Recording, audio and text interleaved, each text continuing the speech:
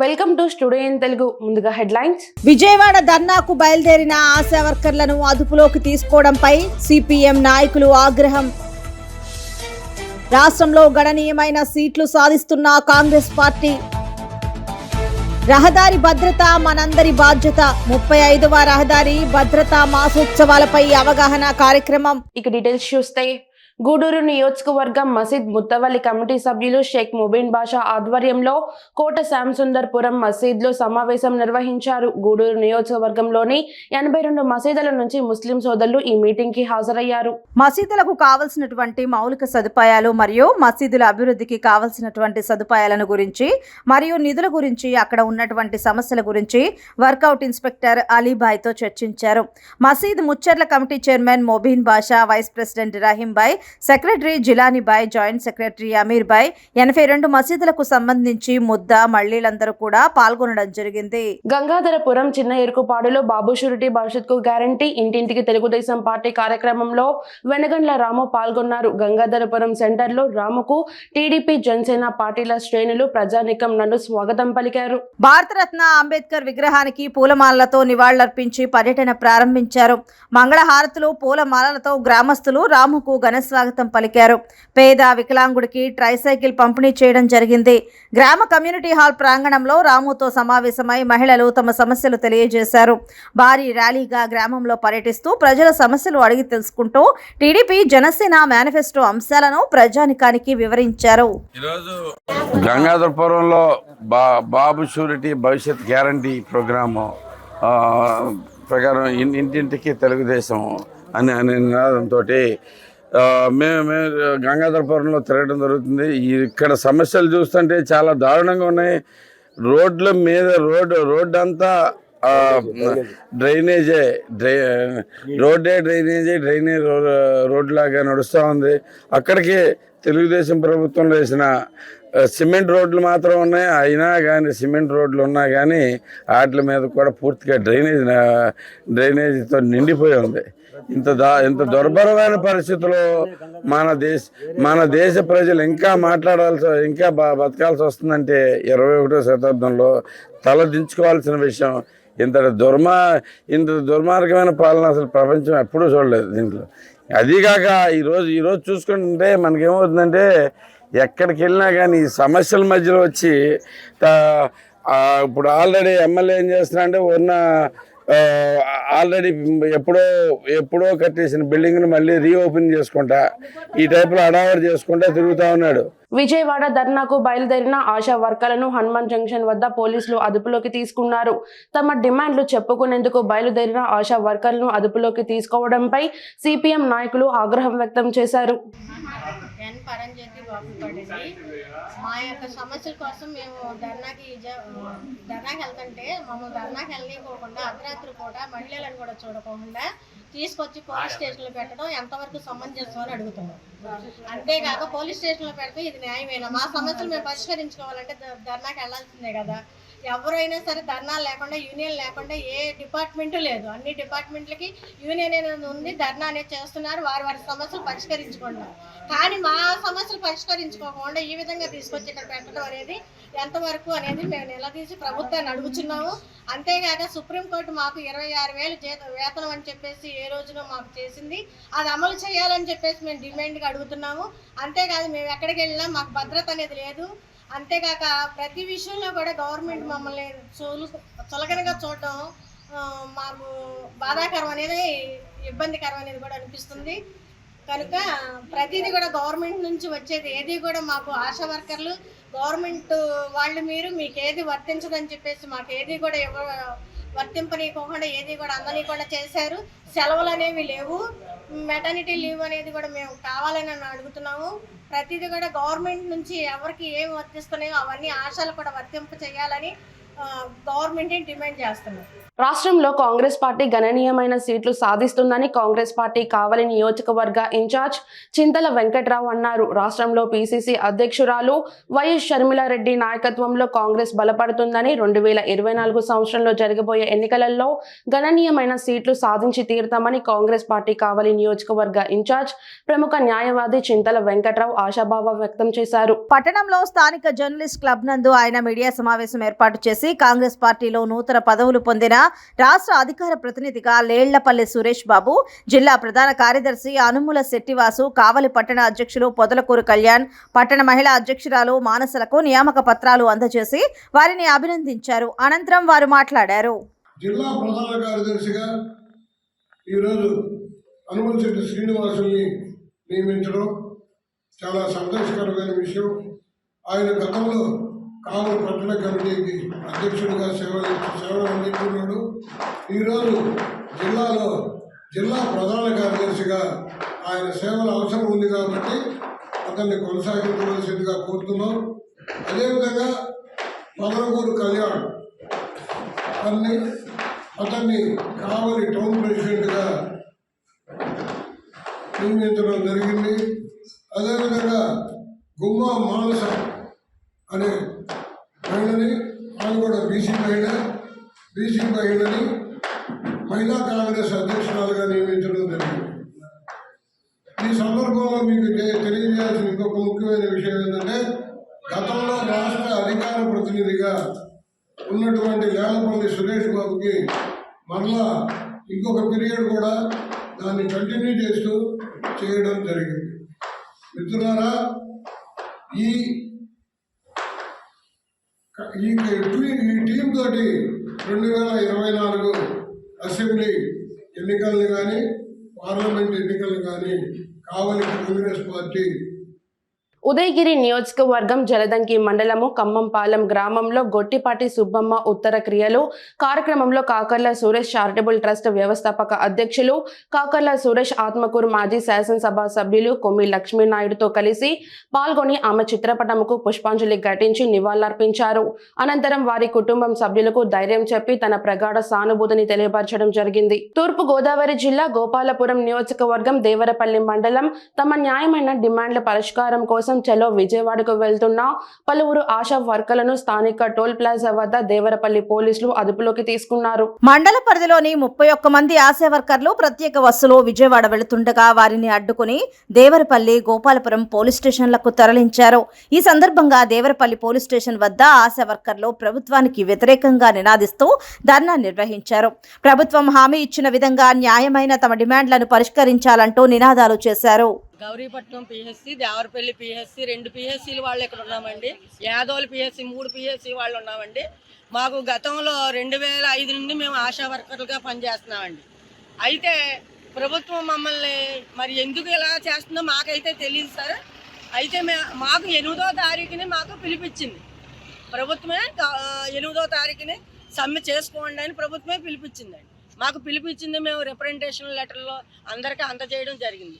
కనీసం మరి ఈ రోజు మమ్మల్ని ఎందుకు ఇలా అరెస్ట్ చేసి ఎక్కడ పోలీస్ స్టేషన్ కనపడితే అక్కడ ఆఫ్ చేశారో మాకైతే తెలియట్లేదు. మేమేమి ఎక్కువగా ఏమీ అడగట్లేదండి. మేము ప్రభుత్వాన్ని మాతా శిశు సంక్షేమ కోసం మమ్మల్ని పెట్టుకుందండి. ఇటు మాతా శిశు మరణాలు తగ్గించాలి, శిశు మరణాలు తగ్గించాలి, మాతల మరణాలు తగ్గించాలని మమ్మల్ని పెట్టుకుని ప్రభుత్వం ఈరోజు ప్రభుత్వం మమ్మల్ని ఎందుకు వేధిస్తుందో తెలియడం లేదండి. మాకైతే మేము రాత్రనక పగలనక మేము ఎన్ని సేవలు చేస్తున్నాం ప్రభుత్వానికి తెలుసండి. ఇవాళ జగనన్న ఆరోగ్య సురక్ష ఎంతమంది చనిపోయారు ఆశా వర్కర్లు మన ప్రభుత్వానికి కూడా తెలుసండి. మన కోవిడ్ టైంలో అయితే చాలామంది అంటే మన జిల్లాలోనే 35 మంది ఆశా వర్కర్లే చనిపోయారండి. కానీ ప్రభుత్వం చనిపోయిన వాళ్ళకి 50 లక్షల ఎక్స్కర్షన్ ఇస్తానని చెప్పింది. ఎన్నో సంవత్సరాల నుంచి నేషనల్ హైవే దగ్గర నుంచి పసుపర్తికి వెళ్లే రహదారిని 2019 విడుదల రజని శాసనసభ్యురాలు అయిన తరువాత అక్కడ డిస్ట్రిబ్యూటర్ ల్యాండ్ ని వారు కొని ఆ రహదారి చుట్టూ ప్రహారీ నిర్మించారు. అయితే నేషనల్ హైవే దగ్గర నుంచి పసుమర్తి అటు పైకి వెళ్లే గ్రామాలకి ఆ ప్రహరీ కట్టడంతో రాకపోకలు నిలిచిపోయాయి. ముఖ్యంగా అటు బీసీలు, ఎస్సీలు, మైనార్టీలు స్థలాలు, పొలాలు ఉన్నాయి. అలాగే అక్కడ నివాసం ఉండేవారు కూడా ఇల్లు ఖాళీ చేసి వెళ్లిపోయారు. ఈ సమస్యను ఎన్నోసార్లు శాసనసభ్యులు విడుదల రజనీ దృష్టికి తీసుకెళ్లాం, చూస్తామని తెలియజేశారు. కానీ ఇప్పటి వరకు ఆ సమస్యను వారు పరిష్కరించలేదు. వారి మామయ్య విడుదల లక్ష్మీనారాయణ ఆ గోడ తీయాలంటే మమ్మల్ని ₹1 కోటి డిమాండ్ చేశారు. లేదా 50 లక్షలు లేదా 10 లక్షలైనా ఇవ్వాలని హుకుం జారీ చేశారు. ఈ విషయం మీద మున్సిపల్ కౌన్సిల్ సమావేశంలో పసుమర్రు మిగతా గ్రామాల సమస్య గురించి మాట్లాడితే నిన్న ప్రెస్ మీట్ పెట్టి వారికి తోచింది వారు మాట్లాడి మా మీద బురద జల్లే ప్రయత్నం చేశారు. మా దగ్గర ఉన్న పూర్తి ఆధారాలతో మేము ఎక్కడికైనా చర్చకు రావడానికి సిద్ధంగా ఉన్నాం. అలాగే విడుదల లక్ష్మీనారాయణ వారి కుటుంబ సభ్యులు చర్చకు రాగలరా? ఈ సమస్యని సమన్వయకర్త మల్లెల రాజేష్ నాయుడు దృష్టికి కూడా తీసుకొని వెళ్ళాం. వారు కూడా వారితో మాట్లాడి పరిష్కరించడానికి ప్రయత్నం చేస్తామని తెలియజేశారు. చెర్లూరుపేట మండలం పసుమర్రు గ్రామం మాది. నేషనల్ హైవే నుంచి పసుమర్రు మీదుగా దాదాపు 10 గ్రామాల ప్రజలు నడుస్తూ ఉంటారు. ఆ గొర్రెల మండి రోడ్డు కూడా.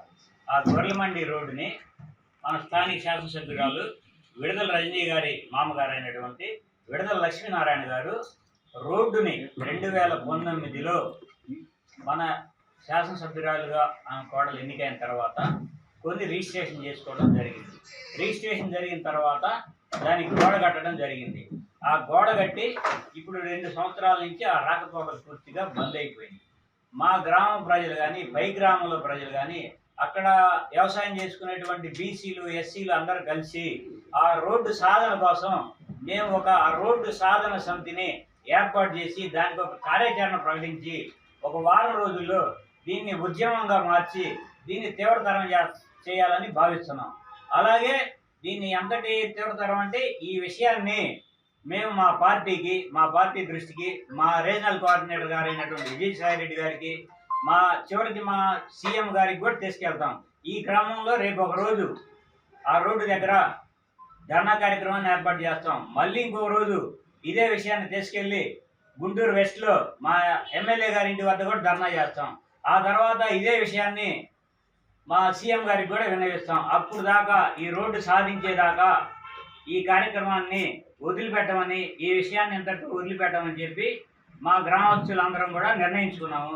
మా గ్రామస్తులే కాకుండా చిలకలూరుపేట మరియు చిలకలూరుపేటలో ఉన్నటువంటి ఈ ఆనుకొని ఉన్నటువంటి వ్యవసాయదారులందరూ కూడా ఇప్పుడు దాకా, ఎందుకంటే కొంత అధికారులకు ఎన్నిసార్లు వినిపించినా కూడా దీన్ని చూద్దాం వాళ్ళ అధికారానికి భయపడి ఇప్పుడు దాకా దాన్ని పరిష్కరించలేదు.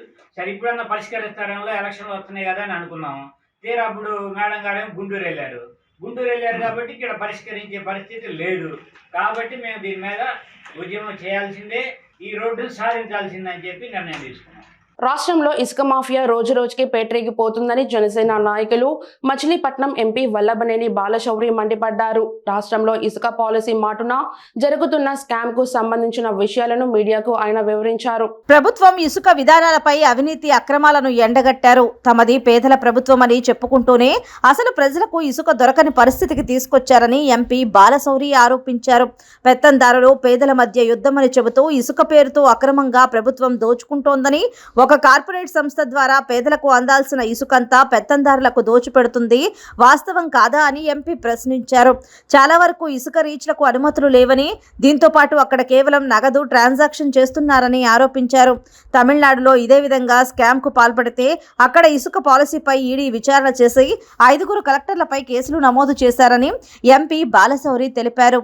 ఆంధ్రప్రదేశ్ రాష్ట్ర ప్రభుత్వం తాము చేసే అవినీతి భాగోతం ఎవరికీ తెలియదు అన్నట్లు వ్యవహరిస్తోందని, నేడు సాంకేతికత ఎంతో అభివృద్ధి చెందిందని, తప్పు చేసిన వారికి శిక్ష తప్పదని ఎంపీ స్పష్టం చేశారు. తమిళనాడులో కూడా ఈడీ 5 రకాల టెక్నాలజీలను ఉపయోగించి ఇసుక పాలసీపై విచారణ చేపట్టిందని ఎంపీ తెలిపారు. అక్కడి ప్రభుత్వం 195 హెక్టార్లకు అనుమతులు ఉంటే దాదాపు 1000 హెక్టార్లలో తవ్వకాలు జరిపారని, 4730 కోట్లు ఆదాయం ప్రభుత్వం చూపించాల్సి ఉండగా కేవలం 36 కోట్లు మాత్రమే చూపించడంతో ఈడీ 5 కలెక్టర్లపై చర్యలు తీసుకుందని ఎంపీ తెలిపారు. ఇసుక విధానం, రాష్ట్రంలో ఇసుక పాలసీ, ఇప్పటి వరకు ప్రజల పట్ల ఉన్నటువంటి ఇబ్బంది దాని గురించి ప్రెస్ మీట్ కండక్ట్ చేద్దాం. మనందరికీ తెలుసు, గత ప్రభుత్వంలో ఉచితంగా ఇసుక ఇచ్చేటువంటి విధానం ఉండేది. దాన్ని 2019లో జగన్మోహన్ రెడ్డి గారి యొక్క ప్రభుత్వం దాన్ని రద్దు చేసింది. రద్దు చేసి కొత్త ఇసుక పాలసీ అని చెప్పేసి ఏపీఎండిసికి అప్పచెప్పి ఇసుక టన్ను రేటు దాదాపు 375 రూపాయలు నిర్ణయించారు. దాన్ని ఆన్లైన్ బుకింగ్ అని కొన్ని రోజులు చెప్పారు. తర్వాత డోర్ డెలివరీ విధానం అని చెప్పేసి తర్వాత కొన్ని రోజులు దాన్ని నడిపి ఒక 5 నెలలు 6 నెలలు ఇసుక అనేది ఎవరికి పాలసీ ఫ్రేమ్ చేస్తున్నామని చెప్పేసి ఇసుక అనేది ఎవరికి రాష్ట్రంలో దొరకనివ్వకుండా చేసినటువంటి మాట మనందరికి తెలుసు. ఆ టైంలో చాలా మంది బేల్దార్ మేస్త్రులు, పెయింటర్స్, కార్పెంటర్స్ వీళ్ళందరూ పని లేకుండా చాలా ఇబ్బంది పడి ఆ 6 నెలల్లోనే వాళ్ళందరూ కూడా చాలా ధర్నాలు చేసినటువంటి విధానం మనం చూసాం. తర్వాత జేపీ సంస్థకి అనేటువంటి సంస్థకి అప్పచెప్పి తర్వాత దాని నుంచి వేరే సబ్ కాంట్రాక్ట్ వేరే వాళ్ళకి అప్పచెప్పి ఆన్లైన్ తొలగించి నేరుగా డబ్బులు తీసుకొని ఇసుక అమ్మేటువంటి పద్ధతిని మనం చూసాం. ఈ నెల 10న గుంటూరులోని జాతీయ రహదారి దగ్గర ఉన్న ఆంజనేయ స్వామి దేవాలయం పక్కన గల సుమారు 2 ఎకరాల స్థలంలో రాజ్యశ్యామల మహాయజ్ఞం నిర్వహిస్తున్నట్లు భవతారిణి ట్రస్ట్ సభ్యులు లంకదాసరి ప్రసాదరావు తెలిపారు. Etukuru bypass road Kameswara Rao ground లో ఫిబ్రవరి 10వ తేదీ శనివారం రాజ్యశ్యామల మహాయజ్ఞం చేస్తున్నామని భద్రకాళి పీఠాధీశ్వరి సింధు మాతాజీ ఆధ్వర్యంలో మహాయజ్ఞం జరుగుతుందన్నారు. ఎంతో మహత్తరమైన యజ్ఞం ఈ రాజశ్యామల మహాయజ్ఞమని ఉదయం 4 గంటల భూమి పూజతో ప్రారంభమవుతుందన్నారు. 108 హోమగుండాలతో నిర్వహిస్తున్నామని ప్రతి ఒక్కరూ విచ్చేసి అమ్మవారి హోమంలో పాల్గొని తరించాలని కోరుతున్నామన్నారు. కాలభైరవ సహిత సింధు మాతాజీ ప్రసంగం జరుగుతుంది. 2 ఎకరాల విస్తీర్ణంలో రాజ్యశ్యామల యంత్రంలో 108 హోమగుండాలు స్థాపించి ఇండియాలోనే మొట్టమొదటిసారిగా చేస్తున్నామన్నారు. రేపు 10వ తారీఖు నాడు ఫిబ్రవరి 10 మన ఏటుకూరి బైపాస్ రోడ్లో ఉన్నటువంటి ఆంజనేయ స్వామి గుడి దగ్గరలో కామేశ్వరరావు గారి గ్రౌండ్లో జరుగు మహత్తర కార్యక్రమం రాజ్యశ్యామల మహాయజ్ఞం.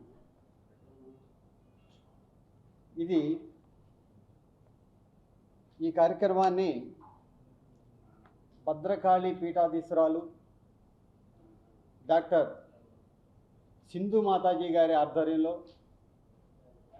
ఆమె దగ్గరుండి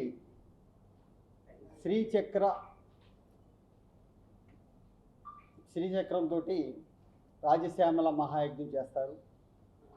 దీనిలో 108 హోమగుండాలు ఉంటాయి. ఇది భారతదేశంలోనే మొదటిసారిగా జరుగుతుందని చెప్పేసి మేము చెప్తున్నాం. ఇంత పెద్దది అంటే దాదాపు 2 ఎకరాల స్థలంలో శ్రీచక్రంలో 108 హోమగుండాలతోటి ఒక్కొక్క హోమగుండం దగ్గర ఒక బ్రాహ్మణులు ఉంటారు, 2 బ్రాహ్మణులు ఉంటారు, 3 జంటలు కూర్చుని చేసేటటువంటి ప్రదేశం. ఇంత మహత్తర కార్యక్రమం లోక కళ్యాణం గురించి దీనిలో చేసుకున్న వాళ్ళ యొక్క ఆర్థిక బాధలు కానివ్వండి, కుటుంబ వ్యవహారాలు కానివ్వండి, రాజకీయంగా కానివ్వండి, వ్యాపారంగా కానివ్వండి, వారి సమస్యలు తీరతాయని గతంలో చేర్చుకున్న వాళ్ళందరూ కూడా ఇటువంటి కార్యక్రమంలో మాకు బాధలు తీరినాయి అని చెప్పేసి ఫీడ్బ్యాక్ రావడం వల్ల కానివ్వండి ఇంత మహత్తర కార్యక్రమాన్ని చేపట్టడం జరుగుతుంది. ఎన్నికల ప్రచారంలో భాగంగా ముందుగా మహిళలు హారతులతో ఘనస్వాగతం పలికారు. విఘ్నేశ్వరుని ఆలయంలో పూజ అనంతరం గ్రామంలోని ప్రతి ఇంటికి వెళ్లి కరపత్రాలు పంచి ఎన్నికల మేనిఫెస్టో గురించి తెలియజేసి తెలుగుదేశం పార్టీ సైకిల్ గుర్తుకు ఓటేయాలని అభ్యర్థించారు. రాష్ట్ర ప్రభుత్వ వైఖరిపై కన్నా నిప్పులు చెరిగారు. గ్రామంలోని కొన్ని సమస్యలు మహిళలు వివరించారు. మంచినీటి సదుపాయం లేదని, రోడ్లు సరిగా లేవని వివరించారు. మాకు ఓట్లు వేస్తే మేము రోడ్లు వేస్తామమ్మా, మీకు న్యాయం చేస్తామమ్మా అని చెప్పి వెళ్ళారు. ఆయన వచ్చి వెళ్ళిపోయినా వాళ్ళ తమ్ముడు గారు కూడా వచ్చి చెప్పి వెళ్ళారు. ఆయనేమో అసలు కాని రాకుండా అమ్మటి రాంబాబు గెలిచాక 5 ఏళ్ల నుంచి మా కాలనీకే రాలేదు. మాకు రోడ్లే వేయలేదు, మాకు నీళ్లు ట్యాబులేవు. మా కోడ శివప్రసాద్ గారు ఉన్నప్పుడు ఈ మేడం గారు వచ్చినప్పుడు మాకు నీళ్ళు వచ్చినాయి. మాకు పంచాయతీ ప్రెసిడెంట్ గారు వీళ్ళందరూ కలిసి మాకు సాంబయ్య అన్నయ్య గారు అందరూ కలిసి మాకు నీళ్ళు తెప్పించారు. ఆయన చేసి మంచి పనే కానీ ఇంకా మా కాలనీకి ఇప్పుడు 5 ఏళ్ల నుంచి మంచి పని జరగలేదు. అది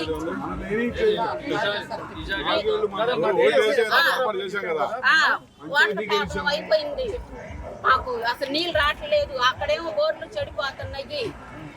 అప్పుడు ఆయన చేసి ఒక్క మాట నేను అడుగుతాను, స్ట్రైట్ గా సమాధానం. మీకు ఎన్నికలప్పుడు కూడా ఈ సమస్య గుర్తుంటుందా? పశ్చిమ గోదావరి జిల్లా పాలకొల్లు వైఎస్ఆర్సీపీ ఇన్ఛార్జ్ గూడాల శ్రీహరి గోపాలరావు యాత్ర 2 సినిమా రిలీజ్ సందర్భంగా శ్రీనివాస్ థియేటర్ దగ్గరికి విచ్చేసి ఈ సందర్భంగా గూడాల శ్రీహరి గోపాలరావు మాట్లాడుతూ దివంగత వైఎస్ఆర్ రాజశేఖర్ రెడ్డి అభిమానులు, వైఎస్ జగన్మోహన్ రెడ్డి అభిమానులు, పాలకొల్లు వైఎస్ఆర్సీపీ కుటుంబ సభ్యులు భారీ సంఖ్యలో పాల్గొని సందడి చేశారన్నారు.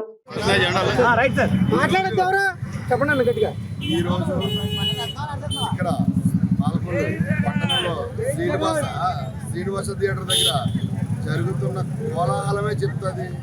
జగన్మోహన్ రెడ్డి గారి మీద ఏదైతే అభిమానం ఉన్నదో ఇక్కడ ఉన్న ప్రజలు, పాలకొల్లు నియోజకవర్గంలో మా కాన్స్టిట్యున్సీ నుంచి ముఖ్య నాయకులు, అలాగే ముఖ్యమైన కార్యకర్తలు, అలాగే ప్రత్యేకంగా పాలకొల్లు వైఎస్ఆర్సీపీ కుటుంబ సభ్యులు, పాలకొల్లులో ఏదైతే ఉందో వైఎస్ఆర్ రాజశేఖర రెడ్డి గారి, దివంగత ముఖ్యమంత్రి రాజశేఖర రెడ్డి గారి అభిమానులు, అలాగే వారి అనంతరం జగన్మోహన్ రెడ్డి గారి అభిమానులు ఎంతటి అభిమానాన్ని తెలియపరచడం ఇక్కడ ఉన్న థియేటర్ దగ్గర ఉన్న కోలాహలమే మీకు నిదర్శనం. ఇందులో ఏదైతే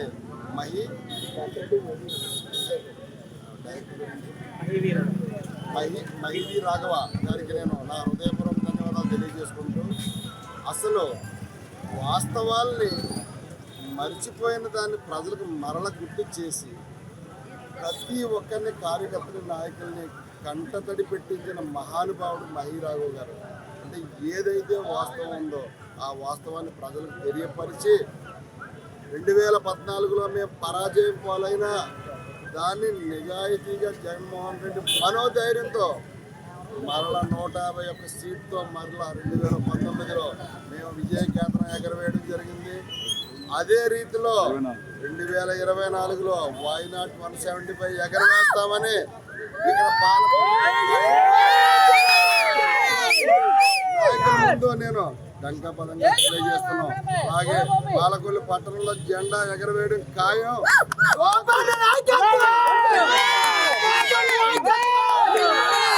జగన్మోహన్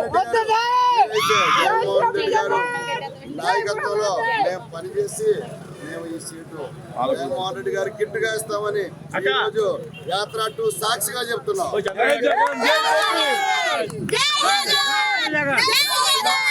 పశ్చిమ గోదావరి జిల్లా దువ్వ సహకార సంఘ సొసైటీలో 50 లక్షల విలువ చేసే సుమారు 860 గ్రాముల బంగారం లాకర్లో మాయమైందని బాధితురాలు యన్నమణి ఉమామహేశ్వరి సొసైటీ ముందు ఆందోళన వ్యక్తం చేసింది. దీనిపై తనకు రూరల్ పోలీస్ స్టేషన్లో ఆమె ఫిర్యాదు కూడా చేసింది. బాధితురాలు తెలిపిన వివరాల ప్రకారం 2012 సంవత్సరంలో దువ్వ గ్రామ సొసైటీలో లాకర్ సదుపాయం ఉండడంతో 8,000 రూపాయలు డిపాజిట్ చేసి లాకర్ పొందింది ఉమామహేశ్వరి. తదనంతరం 2018 సంవత్సరంలో మార్చి మరియు సెప్టెంబర్ మాసాలలో భర్త ప్రసాద్తో కలిసి 4 సార్లు ఆమె లాకర్ లావాదేవీలు నిర్వహించింది.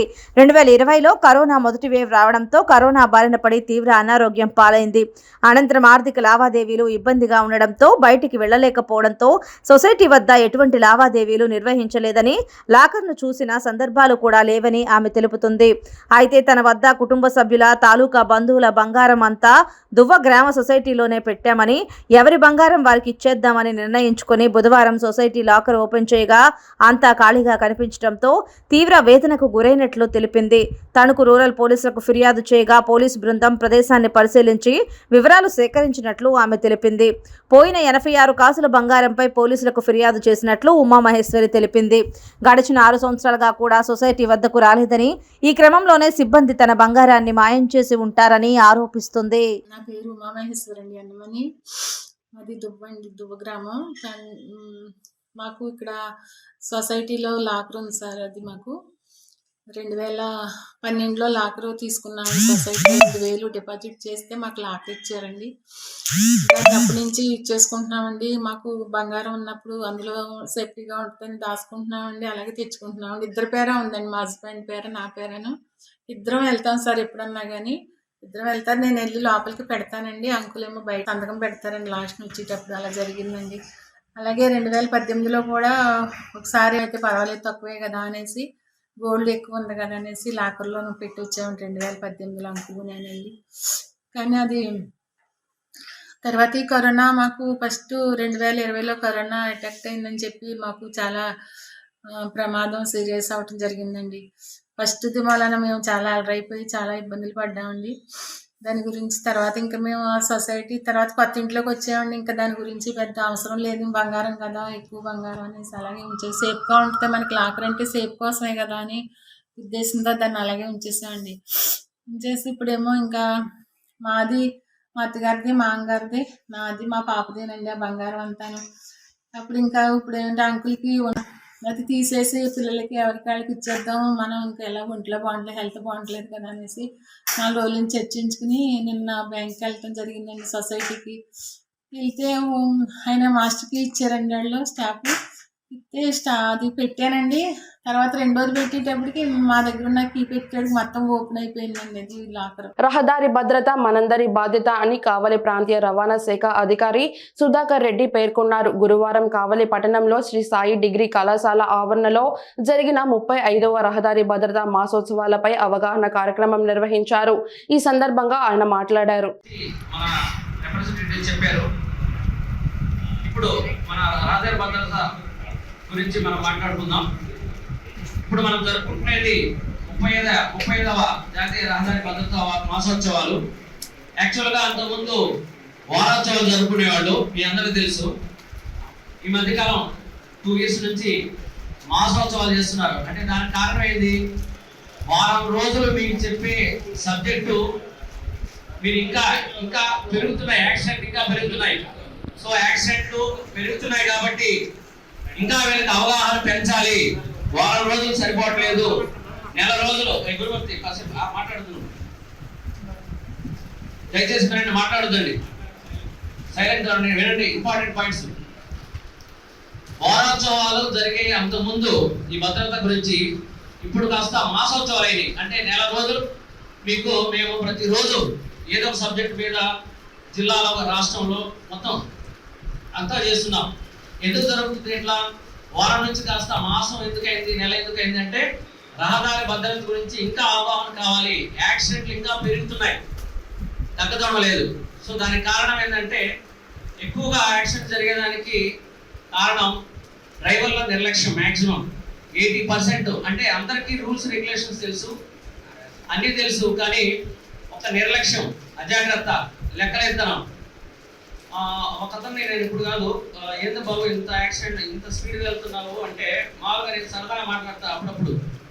ప్రతి ఒక్కరూ తమ జన్మదినాన పేదలకు ఏదో ఒక సేవ చేయాలని ఆపద్ బాంధవ ఫౌండేషన్ అధ్యక్షులు గురుగుపల్లి చంద్రశేఖర్ అన్నారు. ఉదయం నుండి అల్పాహారాన్ని అందిస్తున్నామని స్థానిక 7 రోడ్ల కూడలి నుండి పాత బ్రిడ్జ్, కొత్త బ్రిడ్జ్, బల్గరిమ్స్ వైద్యశాల నందు నిస్సహాయకులకు సుమారు 180 మందికి అందించామన్నారు. జన్మదినం సందర్భంగా ఏదో ఒక సేవ చేయాలనే సదుద్దేశంతో హీరమండలంలో అన్నదాన కార్యక్రమం నిర్వహించామని, శ్రీకాకుళంలో నిస్సహాయులకు, రోడ్డు పక్కన సేద తీరే పేదలకు వైద్యశాలలో రోగులకు అల్పాహారం అందించడం ఆనందంగా ఉందన్నారు. సేవ చేయటం ఒక వరమని, సేవ చేయాలనుకోవడం ఒక మంచి ఆలోచనని, యువత నిస్వార్థ సేవలకు ముందుకు రావాలన్నారు. ఆశా వర్కర్లకు గౌరవ వేతనం ఇవ్వాలని, ఆశా వర్కర్లకు పని భారం తగ్గించాలని విజయనగరం కలెక్టర్ ఆఫీస్ దగ్గర ధర్నా నిర్వహించడం జరిగింది. వివిధ స్థాయిలో పెద్ద ఎత్తున ఆందోళన చేశాం. రాష్ట్ర ప్రభుత్వం ఎక్కడ పరిష్కారం స్పష్టం చేయలేదు. రాష్ట్రంలో అసెంబ్లీ సమావేశాలు ప్రారంభమయ్యాయి. ఈ సందర్భంగానే సరే ఆశా వర్కర్ సమస్యలు పరిష్కారం అవుతాయనే ఉద్దేశంతో ఆశతో విజయవాడ బయలుదేరితే ఆశా వర్కర్స్ ని ఎక్కడ కనబడితే అక్కడ రైల్వే స్టేషన్ లో, బస్ స్టేషన్ లో, రోడ్ల మీద అరెస్టులు చేసి పోలీసులు కట్టసరి నివారించారు. రాష్ట్ర ప్రభుత్వం సమస్యలు చెప్పుకుందామని చెప్పేసి ఒక అవకాశం అడిగితే కనీసం మహిళలను చూడకుండా ఈరోజు మధు పోలీసులు ఉపయోగించి భయపెట్టి భయభ్రాంతికి గురి చేసి ఈరోజు నిర్బంధంతో పరిపాలన ఈ రాష్ట్ర ప్రభుత్వం చేస్తూ ఉంది. జగన్మోహన్ రెడ్డి గారు మీరు కూడా పాదయాత్ర చేసి మాలాగే నడిచారు. మా సమస్యలని పరిష్కారం చేస్తా హామీ ఇచ్చారు. హామీని అమలు చేయమంటే ఈరోజు అక్క చెల్లెలమ్మ అని చెప్పేసి ఒకవైపు సంబోధిస్తూ రెండో వైపు హక్కుల కోసం, సమస్య పరిష్కారం కోసం పోరాడుతున్న ఆశా వర్కర్స్ ని మహిళలను చూడకుండా కట్టసి నివారించడం అనేది చాలా దుర్మార్గం. ప్రభుత్వం వెంటనే ఆశా వర్కర్స్ న్యాయమైన సమస్యలను పరిష్కారం చేయాలని చెప్పేసి ఈరోజు మేము డిమాండ్ చేస్తున్నాం. ఏదైతే ఈరోజు నిన్న విజయవాడలో అరెస్టులు చేస్తా ఉన్నారో అరెస్టు నిరసనగా ఈరోజు జిల్లా వ్యాప్తంగా పెద్ద ఎత్తున ఆందోళన చేస్తా ఉన్నాం. ప్రభుత్వం ఖచ్చితంగా రోజు దగ్గర పడుతూ ఉన్నాయి. ఇప్పటికైనా ఆలోచించి ఆశా వర్కర్స్ న్యాయ సంస్థ పరిష్కారం చేయాలని చెప్పేసి నేను డిమాండ్ చేస్తున్నాం. ప్రభుత్వం కానీ ఆ వైపు ఆలోచించకపోతే ఖచ్చితంగా మా పోరాటాన్ని మరింత ఉధృతం చేస్తామని చెప్పేసి ఈ రాష్ట్ర ప్రభుత్వాన్ని హెచ్చరిస్తా ఉన్నాం. వార్తలు ముగించే ముందు హెడ్లైన్స్ మరోసారి. విజయవాడ ధర్నాకు బయలుదేరిన ఆశా వర్కర్లను అదుపులోకి తీసుకోవడంపై సిపిఎం నాయకులు ఆగ్రహం. రాష్ట్రంలో గణనీయమైన సీట్లు సాధిస్తున్న కాంగ్రెస్ పార్టీ. రహదారి భద్రత మనందరి బాధ్యత. 35వ రహదారి భద్రతా మాసోత్సవాలపై అవగాహన కార్యక్రమం. స్టూడియో తెలుగు న్యూస్ ఇంతటితో సమాప్తం. తిరిగి రేపటి బులెటిన్లో మళ్ళీ కలుద్దాం. అంతవరకు సెలవు. నమస్కారం.